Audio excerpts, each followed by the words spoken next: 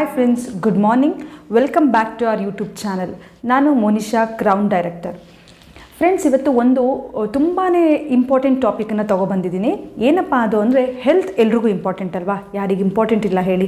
Health ಅಂದರೆ ಅದರಲ್ಲೂ women ಅಂತ ಬಂದಾಗ ಒಂದು ಕಂಪೇರ್ ಟು ಮೆನ್ನಿಗೆ ಕಂಪೇರ್ ಮಾಡಿದ್ರೆ ತುಂಬಾ ಯುನೀಕ್ ಪ್ರಾಬ್ಲಮ್ಸ್ನ ನಾವು ಫೇಸ್ ಮಾಡ್ತೀವಿ. ಬೇಸಿಕಲಿ ಜೆನೆಟಿಕಲಿ ಬಂದರೆ 9 to 14 ಇಯರ್ಸಲ್ಲಿ ಏನಾಗುತ್ತೆ, ಮೆನ್ಸ್ಟ್ರಲ್ ಸೈಕಲ್ ಸ್ಟಾರ್ಟ್ ಆಗುತ್ತೆ. ಅದು ನೆಕ್ಸ್ಟ್ ಏನಾಗುತ್ತೆ, ಪ್ರೆಗ್ನೆನ್ಸಿ ಆಗಿರ್ಬೋದು, ಮದರ್ಹುಡ್ ಅಂದರೆ ತಾಯ್ತನ ಆಗಿರ್ಬೋದು. ಅದಾದಮೇಲೆ ಒಂದು 45 to 55 ಇಯರ್ಸಲ್ಲಿ ಮೆನಪಸ್ ಟೈಮ್ ಆಗಿರ್ಬೋದು. ಸೊ ಈ ಥರದ ಒಂದು ಏನು ಫಿಸಿಕಲ್ ಆಗಿರ್ಬೋದು, ಎಮೋಷ್ನಲ್ ಸ್ಟ್ರೆಸ್ ಆಗುತ್ತೆ ವಿಮನ್ನಿಗೆ.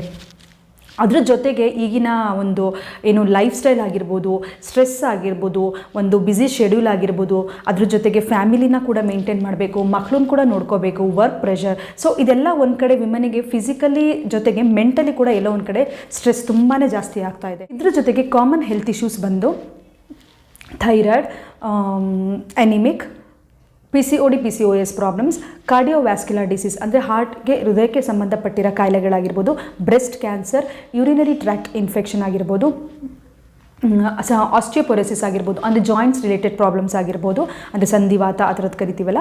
ಸೊ ಜಾಯಿಂಟ್ಸ್ ರಿಲೇಟೆಡ್ ಪ್ರಾಬ್ಲಮ್ಸ್ ಆಗಿರ್ಬೋದು. ಇನ್ನೊಂದು ಹಾರ್ಮೋನಲ್ ಇಂಬ್ಯಾಲೆನ್ಸ್. ಈಗ ಹಾರ್ಮೋನಲ್ ಇಂಬ್ಯಾಲೆನ್ಸ್ ಒಂದು ತುಂಬಾ ಇಶ್ಯೂಸ್ ಆಗ್ತಾ ಇದೆ. ಹೇಗೆ ಅಂದರೆ ನೋಡಿ, ಎವ್ರಿ 28 ಡೇಸಿಗೆ ಒಂದ್ಸಲಿ ಮೆನ್ಸುರೇಷನ್ ಸೈಕಲ್ ಸ್ಟಾರ್ಟ್ ಆಗುತ್ತೆ. So on on average 30 to 80 ml ಅಷ್ಟು ಬ್ಲಡ್ ಲಾಸ್ ಆಗ್ತಿದೆ. ಸೊ ಇದಕ್ಕೆ ಬೇಕಾಗಿದ್ದಂಥ ಪೌಷ್ಟಿಕಾಂಶ ಇರುವ ಆಹಾರಗಳನ್ನು ನಾವು ಸೇವಿಸ್ತಾ ಇಲ್ಲ.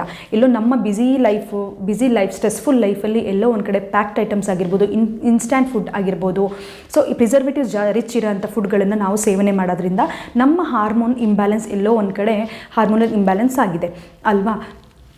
ಇದ್ರ ಜೊತೆಗೆ ನೆಗೆಟಿವ್ ಲೈಫ್ ಎಕ್ಸ್ಪೀರಿಯನ್ಸ್ ಆಗಿರ್ಬೋದು, ಏನು ಅಬಾರ್ಷನ್ ಆಗಿರ್ಬೋದು, ಮಿಸ್ಕ್ಯಾರೇಜ್ ಆಗಿರ್ಬೋದು, ಇನ್ಫರ್ಟಿಲಿಟಿ ಆಗಿರ್ಬೋದು, ಮೆನಪಸ್ ಟೈಮಲ್ಲಿ ಹೆವಿ ಬ್ಲೀಡಿಂಗ್ ಆಗಿರ್ಬೋದು. ಸೊ ಆ ಥರದ್ದೆಲ್ಲ ಲೈಫ್ ಇಶ್ಯೂಸ್ನ ನಾವು ವಿಮನ್ ತುಂಬಾ ಫೇಸ್ ಮಾಡ್ತೀವಿ. ಸೊ ಈ ಥರದ್ದೆಲ್ಲ ಇದ್ದಾಗ ಒಂದು ಕಡೆ ಮೆಂಟಲಿ, ಫಿಸಿಕಲಿ ಎರಡೂ ಕಡೆ ಸ್ಟ್ರೆಸ್ ಜಾಸ್ತಿನೇ ಆಗ್ತಿದೆ. ಇದೆಲ್ಲದನ್ನ ಮೈಂಡಲ್ಲಿ ಇಟ್ಕೊಂಡು ನಮ್ಮ ವೆಸ್ಟೀಜ್ ಒಂದು ಪ್ರಾಡಕ್ಟನ್ನು ಲಾಂಚ್ ಮಾಡಿದೆ. ಏನಪ್ಪ ಅದು ಅಂದರೆ ಶತಾವರಿ. ಇದನ್ನು ಕ್ವೀನ್ ಆಫ್ ಹರ್ಬ್ಸ್ ಅಂತಲೇ ಕರಿತೀವಿ ಫಾರ್ ವಿಮನ್ ಹೆಲ್ತ್. 1000 years ಇಂದನೇ ಇದನ್ನು ಯೂಸ್ ಮಾಡ್ಕೊಂಡು ಬಂದಿದ್ದಾರೆ. ಇದು ಏನು ನಿಮ್ಮ ರೀಪ್ರೊಡಕ್ಟಿವ್ ಹೆಲ್ತನ್ನು ಸಪೋರ್ಟ್ ಮಾಡುತ್ತೆ, ಹಾಗೆ ಒಂದು ನಿಮ್ಮ ನರ್ವಸ್ ಸಿಸ್ಟಮ್ನ ಹೆಲ್ದಿಯಾಗಿಡೋಕ್ಕೆ ಸಪೋರ್ಟ್ ಮಾಡುತ್ತೆ. ಸೊ ಇದ್ರ ಬೆನಿಫಿಟ್ಸು, ಇದು ನಮ್ಮ ಬಾಡಿಗೆ ಹೇಗೆ ಯಾವಾಗ ನಾವು ಇದನ್ನು ಕನ್ಸ್ಯೂಮ್ ಮಾಡಬೇಕು. ಇದು ಶತಾವರಿಲಿ ಇಂಗ್ರೀಡಿಯೆಂಟ್ಸ್ ಏನಿದೆ ಅಂದರೆ ಶತಾವರಿ, ಅಶೋಕ, ಲಿಕೋರಿಸ್. ಶತಾವರಿ ನಿಮ್ಮ ಒಂದು ಬ್ಯಾಲೆನ್ಸ್, ಹಾರ್ಮೋನ್ ಬ್ಯಾಲೆನ್ಸರ್ ಅಂತಲೇ ಕರಿಬೋದು. ಒಂದು ನಿಮ್ಮ ರಿಪ್ರೊಡಕ್ಟಿವ್ ಸಿಸ್ಟಮ್ನ ರಿಜುವಿನೇಟ್ಸ್ ಮಾಡುತ್ತೆ, ಹಾಗೆ ಡೈಜೆಸ್ಟಿವ್ ಸಿಸ್ಟಮ್ನ ಈ ಸಪೋರ್ಟ್ ಮಾಡೋದ್ರಲ್ಲಿ ಹೆಲ್ಪ್ ಮಾಡುತ್ತೆ. ಅಶೋಕ ಬಂದು ನಿಮ್ಮ PCOD ಆಗಿರ್ಬೋದು, ಮೆನ್ಸ್ಟ್ರೇಷನ್ ಸೈಕಲ್ ಆಗಿರ್ಬೋದು, ಹೆವಿ ಬ್ಲೀಡಿಂಗ್, ಪೇಯ್ನ್ ಆ ಥರ ಇಶ್ಯೂಸ್ನ ಸಾಲ್ವ್ ಮಾಡೋದ್ರಲ್ಲಿ ಸಪೋರ್ಟ್ ಮಾಡುತ್ತೆ.